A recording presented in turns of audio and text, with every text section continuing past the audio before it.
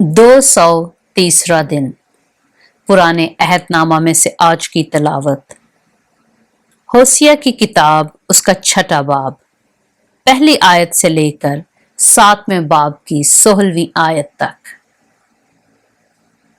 आओ हम खुदावंद की तरफ रजू करें, क्योंकि उसी ने फाड़ा है और वही हमको शिफा बख्शेगा।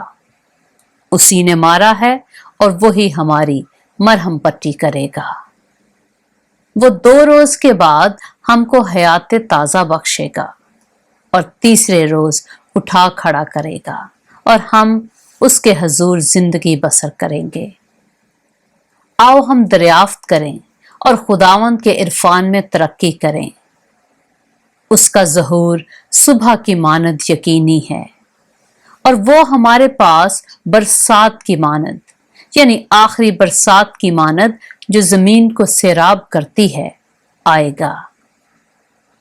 ए इफ्राइम, मैं तुझसे क्या करूं? ए यहूदा, मैं तुझसे क्या करूं? क्योंकि तुम्हारी नेकी सुबह के बादल और शबनम की मानद जल जाती रहती है।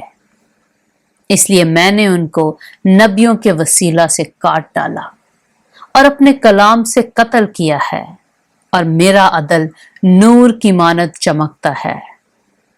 क्योंकि मैं कुर्बानी नहीं बल्कि रहम पसंद करता हूं और खुदा शनासी को सोख्ती कुर्बानियों से ज्यादा चाहता हूं। लेकिन वो अहद शिकन आदमियों की मानद हैं। उन्होंने वहां मुझसे बेवफाई की है। जिलाद बदकिरदारी की बस्ती है, वो खून आलूदा है। जिस तरह से राहजनों के गौल किसी आदमी की घात में बैठते हैं, उसी तरह काहिनों के गिरोह सिकम की राह में कत्ल करती है। हाँ, उन्होंने बदकारी की है। मैंने इस्राएल के घराने में एक हौलनाक चीज देखी। इफ्राइम में बदकारी पाई जाती है और इस्राएल नजस हो गया। ऐ यहूदा, तेरे लिए भी कटाई का वक्त मुकर्रर है, जब मैं अपने लोगों को असीरी से वापस लाऊंगा। होसिया की किताब, उसका 7वां बाब।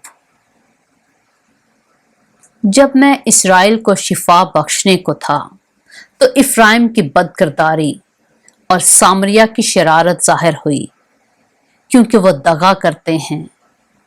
अंदर चोर घुस आए हैं और बाहर डाकुओं का गौल लूट रहा है। वो ये नहीं सोचते कि मुझे उनकी सारी शरारत मालूम है। अब उनके अमाल ने जो मुझ पर अया हैं, उनको घेर लिया है। वो बादशाह को अपनी शरारत और उमरा को दरोग गोई से खुश करते हैं। वो सब के सब बदकार हैं।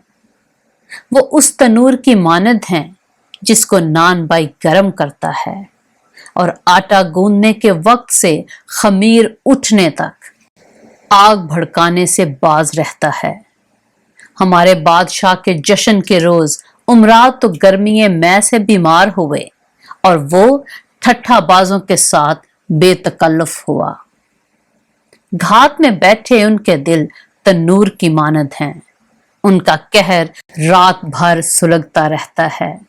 वो सुबह के वक्त आग की मानद भड़कता है। वो सब के सब तनूर की मानद दहकते हैं और अपने काजियों को खा जाते हैं। उनके सब बादशाह मारे गए। उनमें कोई ना रहा जो मुझसे दुआ करे। इफ्राइम दूसरे लोगों से मिलजुल गया। इफ्राइम एक चपाती है जो उल्टाई ना गई। अजनबी उसकी तवानाई को निकल गए और उसको खबर नहीं और बाल सफेद होने लगे, पर वो बेखबर है।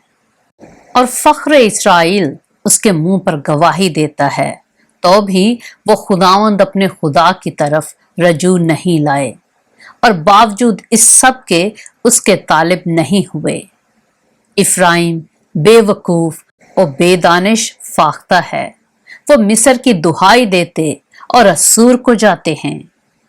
जब वो जाएंगे तो मैं उन पर अपना जाल फैला दूंगा, उनको हवा के परिंदों की मानद नीचे उतारूंगा और जैसा उनकी जमात सुन चुकी है उनकी तादीब करूंगा। उन पर अफसोस, क्योंकि वो मुझसे आवारा हो गए। वो बर्बाद हों, क्योंकि वो मुझसे बागी हुए। अगरचे मैं उनका फिदिया देना चाहता हूं, वो मेरे खिलाफ दरोह गोई करते हैं और वो हजूर कल्ब के साथ मुझसे फरियाद नहीं करते, बल्कि अपने बिस्तरों पर पड़े चिल्लाते हैं।